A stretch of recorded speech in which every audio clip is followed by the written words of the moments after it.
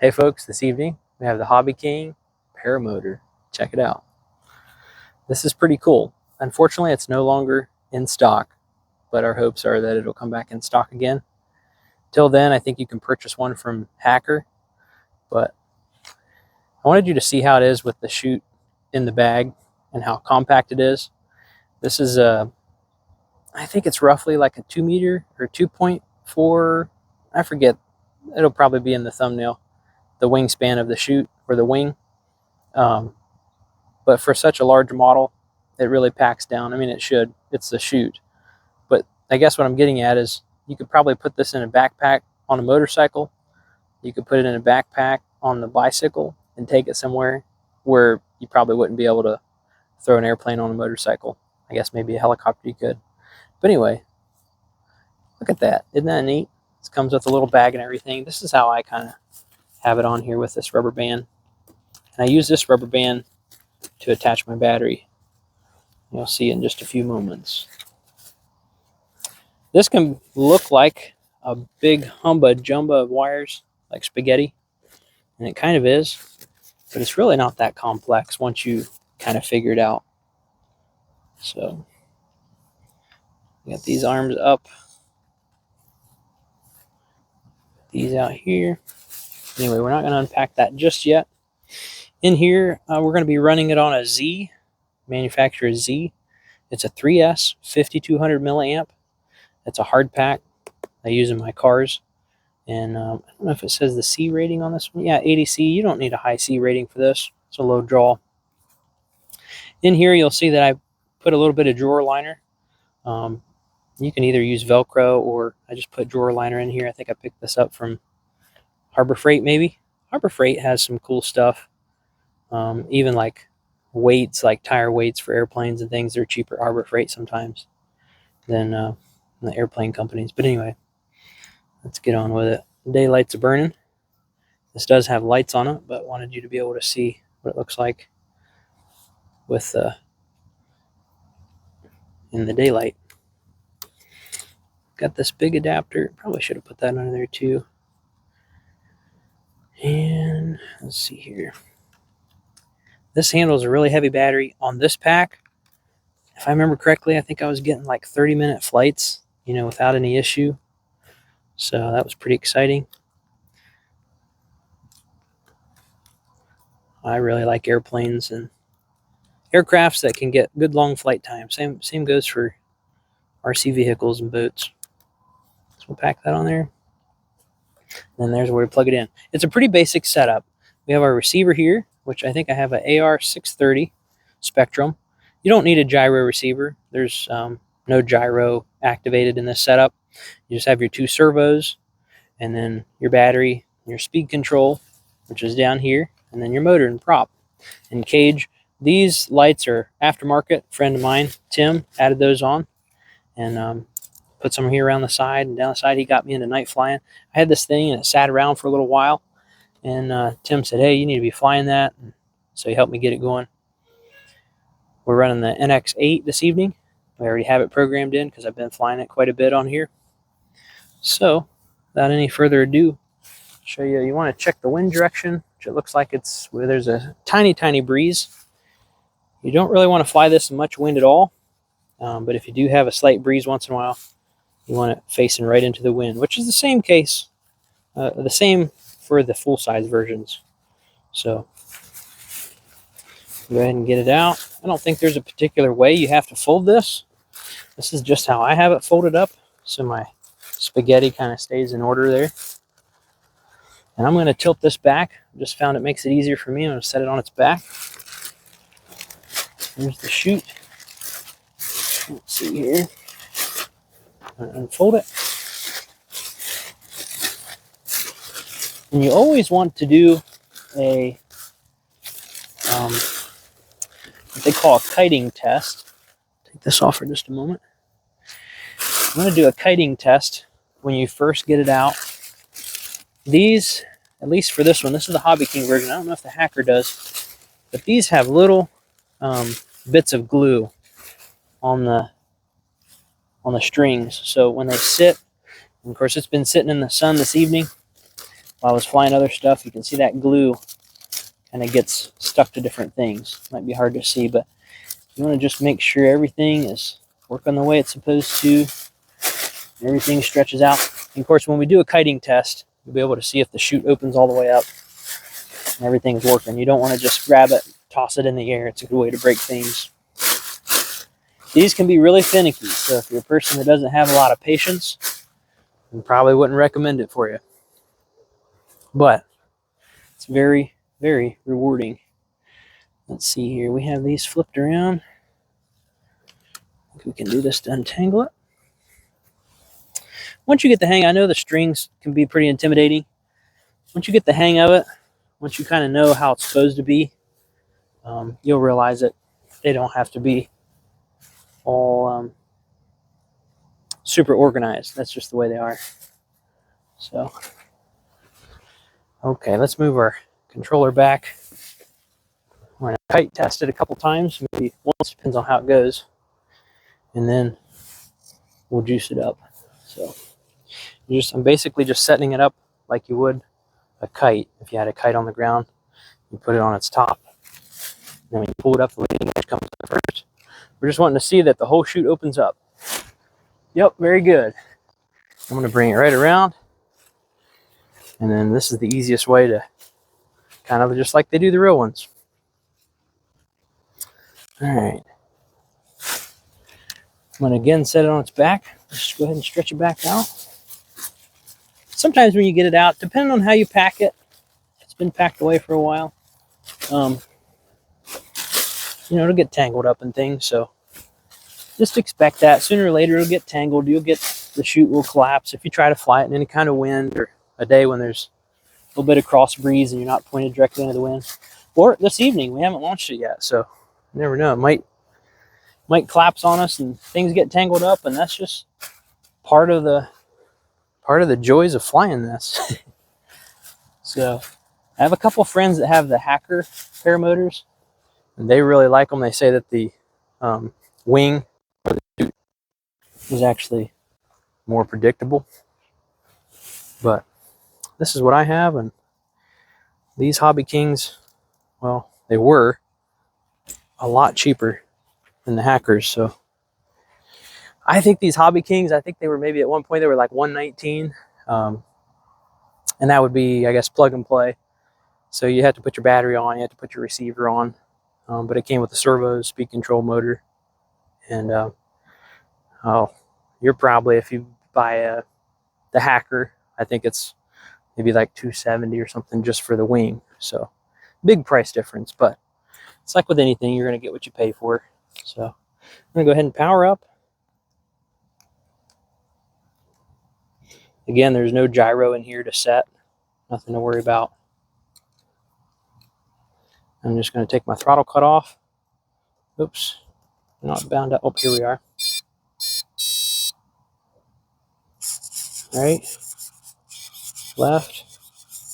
There's a certain way to set these up. Maybe we'll go into that on another video. If you look at my ailerons, when I go to the right, it moves only the right arm. When I go to the left, it moves only the left arm. So it's set up as ailerons and elevator mix. See, here's elevator, and that's like to flare just on the real, just like the real ones. But I guess what I'm trying to say is with the aileron, if you move the aileron, one will go up and one will go down. On this, whichever one you move will go down. So I'll explain it more in another video, I think. Trim this out. Every once in a while, it trims a little bit different. So, all right, we're going to do motor test. I don't want to spool it up too much. Make sure your throttle cut's on. Worst thing you can do is kick your motor on while your chute is not up, and you'll get your strings wrapped up in there. And don't ask me how I know. Maybe I just read it out of a book. Maybe it happened to me. Anyway, it's just part of it. Like I said, it's part of the game. So make sure nothing's caught. I'm going to pull it down here. This looks pretty good. These can tend to get the corners folded over, so I'm going to try to pay extra attention to the corners.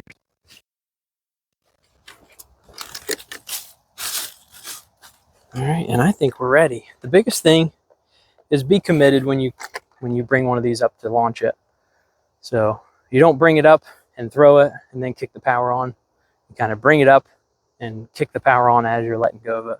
Just kind of bring it up in motion. So they fly pretty slow, but you can tend to kind of feel like you're just going to toss it up and just going to let it float away, and it doesn't quite work that way. So you'll see. We'll see if this is a successful takeoff or not before we lecture you too much on how to do it.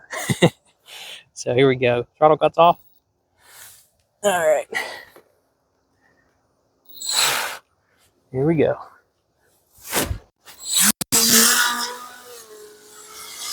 So that wasn't the best takeoff or launch, but it worked. Big thing is when you go to launch these, like I said, be committed, follow through with your launch. But also, when it starts going off at an angle, don't give up on it. Just add a little throttle, let it kind of straighten out. It's just like a big pendulum. You can kind of see how it start swinging around. The key to having a smooth flight with these things is minor inputs. You don't want to jam the sticks in flight or when you're taking off. And then throttle control has a lot to do with when you fly this one.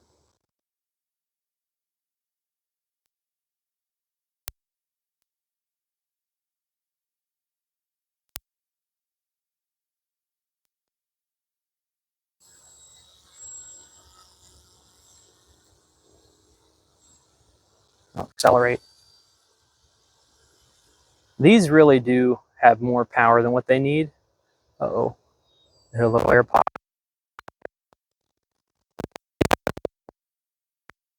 Run them full throttle. I'm not sure why they come with less. Maybe at some point I'll get good enough to do a loop. I don't know that you could do it with this chute. Someone told me that some guys were demoing the Hacker Paramotor and did do a loop with it. But I haven't ventured in to try anything like that. They don't really have parts available for these. Maybe they do have some parts, but they don't have these in stock. So if something happens to it, be without a paramotor. Can't have that. These are just a ton of fun. So I'm going to go ahead and cut the power, let you see what it looks like in glide. You can see the pitch changed. Cart's kind of directly under it. We're just gliding down, really quiet.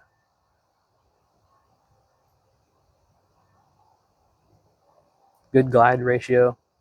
I mean, if your battery went dead or had an issue, it just floats down.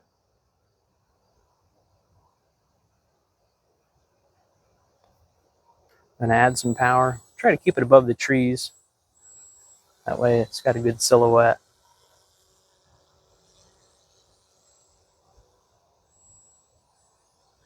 These are really fun at night. Again, not on a choppy night or breezy at all. You want it pretty still, pretty calm. My friend Tim set me up with some lights that shines up on the chute and illuminates the chute at night. That was a lot of fun. Maybe you've seen the short video clip I released already of flying at night. We'll probably shoot some more of it. Let me get it a little lower so you can see it a little bit better. It is just a perfect, beautiful evening out for this.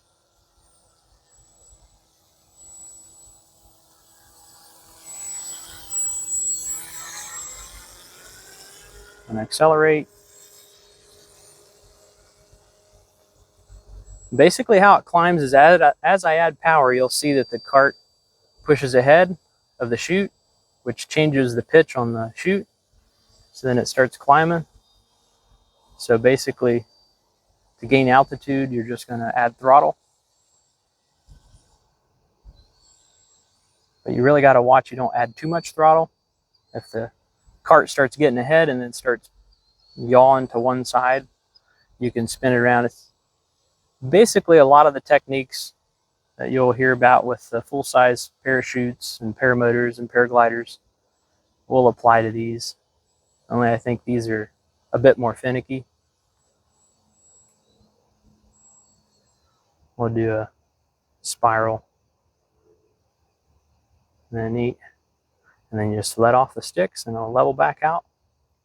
It's just like a pendulum. So you just got to keep in mind, stay calm, It's going to swing around smooth, slow motions, minor inputs to the controls is really key in having a nice smooth flight.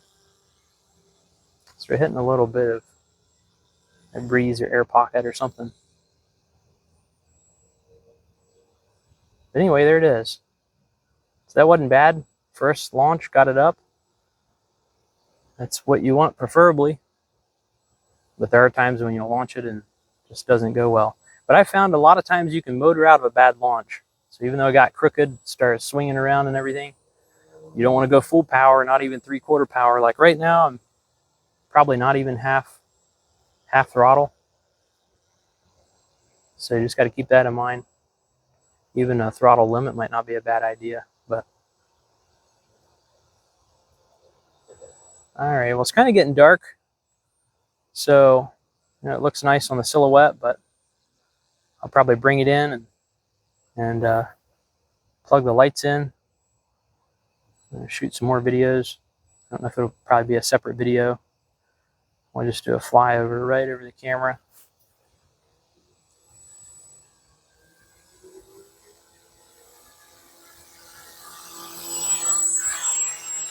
Very fun.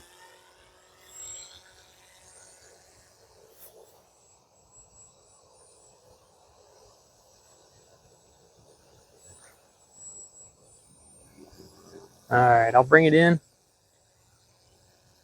We'll conclude this video. Just wanted you to see it. This is a lot of fun. Again, probably not one that you want to fly if you're not a real patient person. Look at that. How cool is that? Anyway, it's a ton of fun. It's not one of those everyday flyers. You're not always going to have a good opportunity to fly this, just due to a lot of weather, wind, so forth. You don't want to fly it when there's thermals out. It's going to get really choppy, and I've had the chute collapse on me. You know, low altitude, hit into a little thermal. But anyway, it's a lot of fun. Wanted to show it to you. If they come in stock, I think you should grab one up and have some fun with it. So there it is. Thanks for watching. Take a minute to subscribe and turn on the notifications if you want to get notified for the daily uploads. I think we post the little short clips every day. And share it with a friend if you think they'll enjoy the video. Thanks for watching, and see you in the next one.